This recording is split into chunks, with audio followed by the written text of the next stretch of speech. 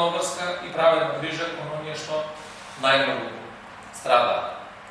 Во оваа трагедија изгубивме 62 млади животи, над 200 наши сограѓани се повредени, некои од нив имаат и трајни последици.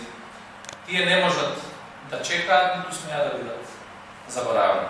Оценка на фискалните импликации дека се потребни одредени технички корекции на законското решение и токму во ова законско решение ги опфативме сите тие забелешки кои што беа до сега направени.